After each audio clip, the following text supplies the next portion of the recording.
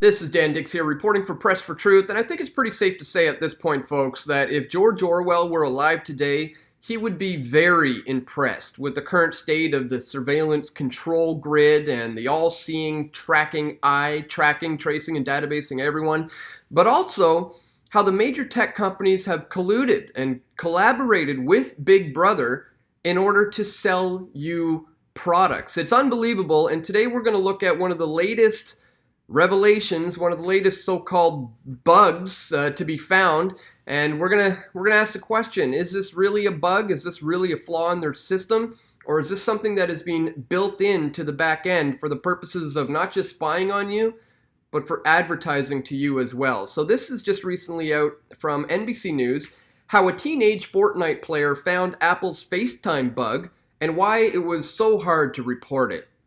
Grant Thompson, a 14-year-old high school student in Tucson, Arizona, just wanted to chat with friends and play some Fortnite when he discovered a major bug in Apple's popular FaceTime feature. On January 19th, Thompson called his friend Nathan using FaceTime, but Nathan didn't pick up. So Thompson swiped up and added another friend, a move that instantly connected him with Nathan, the boy who didn't answer the phone, whose phone was still ringing. "We were pretty shocked at first because it was still ringing on his phone," he said in an interview. "After that, we tested it for about a half an hour to see if it worked every time, and it did." So he was able to connect to his friend's phone even though his friend had not answered the phone, and all of a sudden he was listening in on the conversation. Now, some of you may think this is kind of sounding vaguely familiar, and that's because we have seen this quite a few times before. You may remember this one from a while back. Woman says her Amazon device recorded private conversation and sent it out to a random contact. A Portland family contacted Amazon to investigate after they say a private conversation in their home was recorded by Amazon's Alexa, the voice-controlled smart speaker, and that the recorded audio was sent to the phone of a random person in Seattle who was in their family's contact list. So this lady all of a sudden had, one of her friends living across town, all of a sudden tuning into their private conversation at home. You may recall this one. Amazon Ring security cameras may have let employees spy on customers. This is the facial recognition software they have in their doorbells now. It shouldn't be the case that inviting smart technology into our homes to safeguard against potential threats might instead lead to serious breaches of individual privacy. And yet, reports of such violations of users' trust are increasingly common. Now, Amazon Ring security camera have come under fire for just that. And it goes on and on. I've been covering this for quite a while, and there's been so many stories. You may recall this one. It's not just you. Amazon admitted that Alexa had been laughing at people. It turns out that Amazon's Alexa does indeed think something is funny.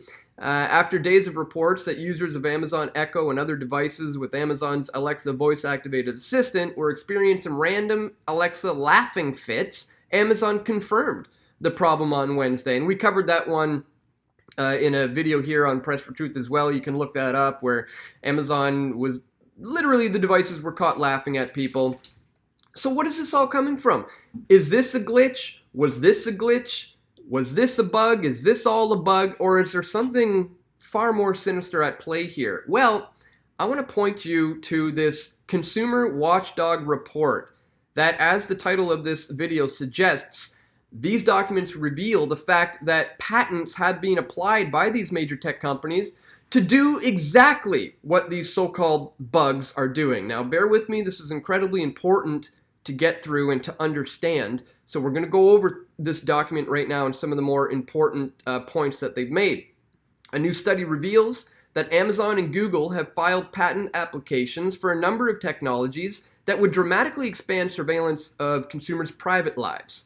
These patent applications show how technology companies use home data to draw disturbing inferences about households, how the companies might use that data for financial gain. The technologies detailed in the patent include a system for deriving sentiments and behaviors from ambient speech, even when a user has not addressed the voice with its wake word. It goes on here. It has systems for identifying speakers in a conversation and building interest profiles for each speaker. Both both Google and Amazon offer users the option of creating acoustic voice profiles.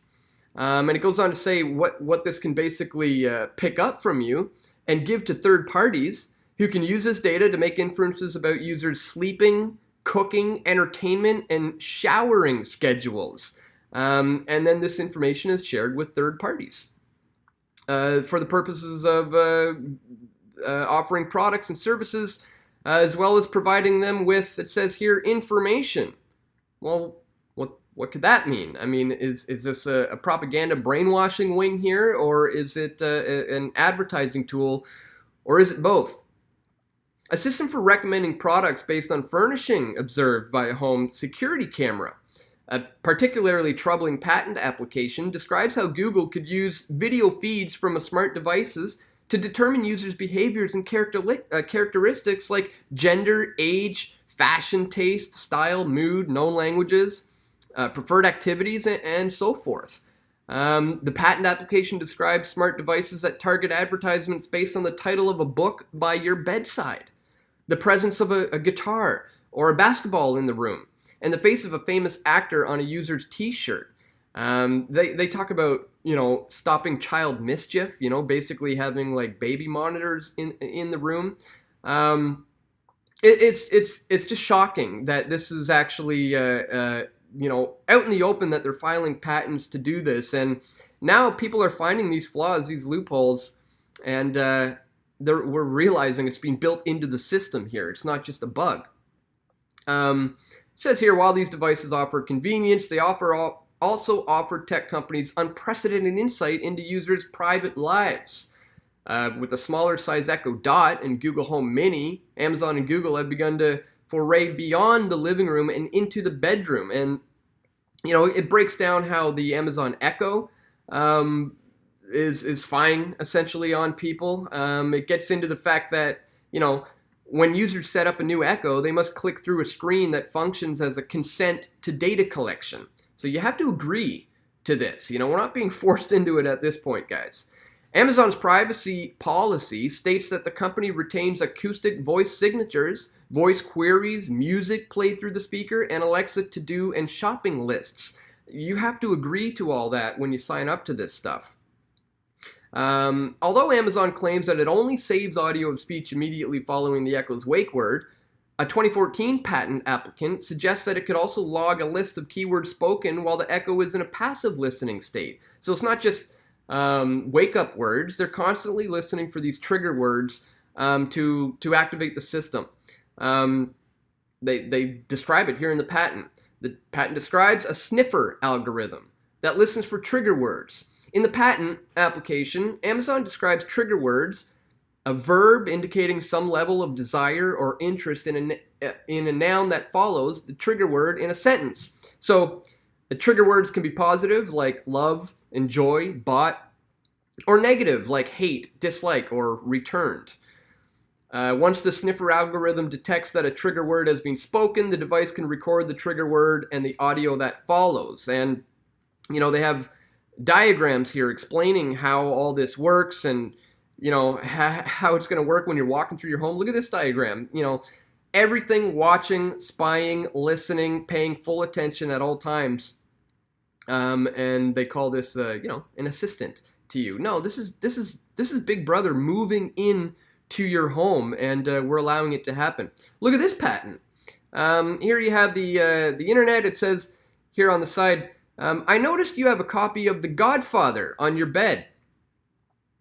The movie based on this novel is showing tonight at 9:30 p.m. on Channel 5. So you see they have a camera up here. It notices they got a book here, and then they say, hey, we just noticed this. You might be interested in this. How Orwellian is that? I mean, the fact that they can suggest these things based on everything they're seeing in your bedroom should be pretty creepy as it is. And again, it goes on. They've got more patents in here about the revenue generating algorithms that are designed to send you products But again, this is also about brainwashing you, essentially shaping, molding the opinions and the ideas of society into a direction that's beneficial to them, and controlling every aspect of our lives. The report summarizes it here. It says the implications: digital advertising of the two last decades targeted ads primarily on the basis of demographic information and interests supplied by the user through search queries, emails, contents, and account information. Modern digital advertising focuses on inferred behaviors, context, emotions as better indicators of what consumers are likely to buy. This is George Orwell or Edward Bernays, rather, propaganda on steroids. I mean, this is taking it to that next extreme level. So I think it's incredibly obvious with the revelation of this Consumer Watchdog report and the fact that these patents have been filed years ago, that all of these instances are not mistakes. These are not flaws. These are not bugs in the system. These are, in fact, have been built into the algorithm to spy on you in order to feed you information, but also to get information in order so that they can figure out what they want to sell to you. So I think it's incredibly important that we opt out of these things, folks. And if you want to figure out how to do that on an iPhone, it's fairly simple. You can just go to your settings, you go into the FaceTime, and then you deselect right here. You make that not green anymore, so you're no longer activated. And in fact, something I would recommend everyone do is get something like what I have here. Let me just show you. This is covers for my camera, and anytime I want to use the camera, I just move the covers, and I can film and take photos when I want to, and then when I'm done, I cover up the camera again. So the NSA is no longer going to be spying on me, or whatever, CSIS, FBI, CIA, whoever else wants to be spying on me. That's what you got to do, folks. Get yourself one of these nifty little devices and cover up that camera, because as we've shown you here, they are spying on you. The document reveals this. These are not bugs. These are not mistakes. This is being built into the algorithm in order to control, manipulate, and turn you into a revenue-generating machine. Now, I'd also strongly recommend that you check out this video I put out a little while ago called Wireless Warfare Exposed, Declassified Military Doc Proves Smartphones Are Killing Mankind. This is one of my most viewed videos with 1.8 million views, and we break it down in this video exactly how they are using these devices not only to control us through these advertisings and things of that nature, but it's also actually having a very negative effect on our overall health. We're being used as guinea pigs here. So I just wanted to bring this one to your attention, folks, today. Again, it's incredibly important. Disable these features if you have them now. Get these Amazon Echo and Amazon Alexa and you know, the Ring doorbell and things of that nature out of your home. You don't need to be inviting Big Brother in. Get it out there now before you're the next one to be complaining about it, because, you know, it's that whole saying, oh, if you got nothing to worry about, you got nothing to hide. Well, you may be changing your tune very, very soon, folks, when Big Brother comes in and they decide that something you are lawfully doing is now somehow against the law or against what the oligarchy, the government says is going to be allowed.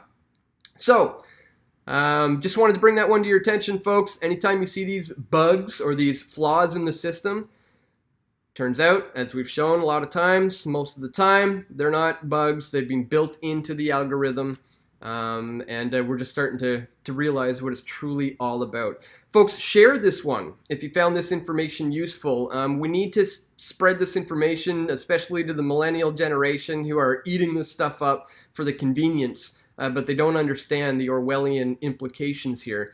And also, if you appreciate the work we're doing here at Press for Truth, we do need your support.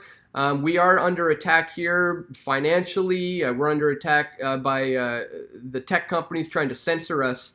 So if you do appreciate our efforts here, you can make a one-time donation with PayPal. You can contribute a Bitcoin or other cryptocurrencies. You can join us as a member, or you can become a patron, or better yet, you can use the Patreon alternative, which is right here. Sign up for a monthly amount. Any amount is greatly appreciated. So that's it for today, folks. Just wanted to bring that to your attention. Again, keep an eye out for these so-called bugs, like the new FaceTime bug. It's not a mistake. This is all pre-planned. It's being built into the algorithms, and it's all about spying on you. So turn it off, folks. Global non-compliance is truly where it's at. Once again, thank you for tuning in, folks. Click the thumbs up button and share this one with your friends and family. And stay tuned. We're going to have more video reports coming soon. This is Dan Dix reporting for Press for Truth. We all want truth.